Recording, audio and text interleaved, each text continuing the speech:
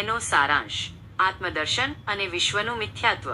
પ્રસ્તુત પ્રકરણમાં રાજા જનકના આત્મદર્શનનો અનુભવ વિગતવાર રજૂ કરવામાં આવ્યો છે, જ્યાં તેઓ પોતે જ પોતાના દેહ અને જગત સાથેના સંબંધને સ્પષ્ટ કરે છે। જનક કહે છે કે તેઓ પોતે જ દેશની આંખોમાં પ્રવેશીને જગત દર્શાવે છે, કાનોમાં પ્રવેશીને શબ્દો સંભળાવે છે, નાકમાં પ્રવેશીને ગંધનો અનુભવ કરાવે છે, જીભમાં પ્રવેશીને રસાસ્વાદ કરાવે છે અને ત્વચામાં રહીને સ્પર્શ સુખનો આનંદ કરાવે છે। આમ તેઓ દેહ છે એવો અનુભવ કરાવે છે અને દેહ તેમજ જગતને પોતાના વડે જ પ્રકાશિત કરે છે। જનક સમજાવે છે કે જ્યારે તેમણે યુક્તિપૂર્વક પોતાના શરીર સહિત સમગ્ર વિશ્વને અલગ કરીને આત્મદૃષ્ટિથી જોયું, ત્યારે તેમને તેનું મિથ્યાત્વ સમજાયું। શરીર અને વિશ્વ મિથ્યા જણાતા જ તેમને પરમાત્માનું દર્શન થયું। પ્રકૃતિ અને જીવાત્માનો સંબંધ।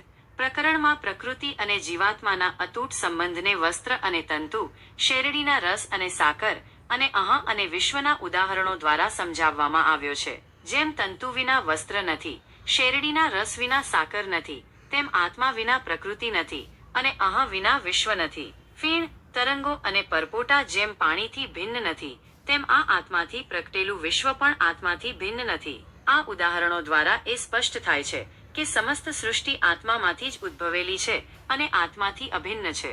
અજ્ઞાન અને ભ્રમણા। પ્રકરણમાં અજ્ઞાનથી થતી ભ્રમણાઓને પણ દર્શાવવામાં આવી છે, જેમ કે છીપમાં રૂપાનો ભ્રમ, દોરડામાં સર્પનો ભ્રમ અને સૂર્યના કિરણોમાં મૃગજળનો ભ્રમ। આ જ રીતે આત્માને ન સમજવાને કારણે દેહ અને વિશ્વને સત્ય માનવામાં આવે છે।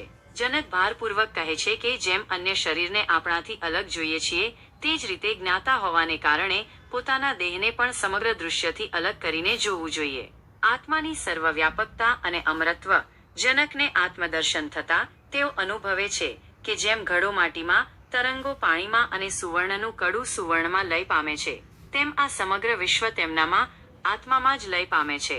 દીર્ઘકાળથી મોહથી ઠગાયેલા હોવાને કારણે તેઓ આત્માને યથાર્થ સમજી શક્યા ન હતા। આ અનુભવ થતાં તેઓ આશ્ચર્યચકિત થઈને કહે છે કે તેઓ આત્મા ખરેખર અલૌકિક છે। જગતનો નાશ થવા છતાં તેમના આત્માનો કદાપી નાશ થતો નથી। તેઓ સ્વયંને વંદન કરતા કહે છે કે તેઓ અવિનાશી છે અને બ્રહ્માથી તૃણ પર્યંત બધું નાશ પામે છતાં તેઓ સદાય રહે છે। યાજ્ઞવલ્ક્યનું કથન। પ્રકરણના અંતે યાજ્ઞવલ્ક્યએ મૈત્રેયીને કહેલા ઉપદેશનો પણ ઉલ્લેખ છે। આત્મા વા અરે દૃષ્ટવ્ય, શ્રોતવ્યો મંતવ્યો નિધિધ્યાસિતવ્ય, એટલે કે દર્શન કરવા યોગ્ય, સાંભળવા યોગ્ય, મનન કરવા યોગ્ય અને ધ્યાન ધરવા યોગ્ય જો કોઈ વસ્તુ હોય તો તે આત્મા જ છે। આત્મા જ પરમ આશ્ચર્યકારક છે અને જગતમાં આત્માથી ચડિયાતી કોઈ વસ્તુ નથી। આ કથન જનકના આત્મદર્શનના અનુભવને સમર્થન આપે છે અને આત્માના સર્વોચ્ચ મહત્વ પર ભાર મૂકે છે।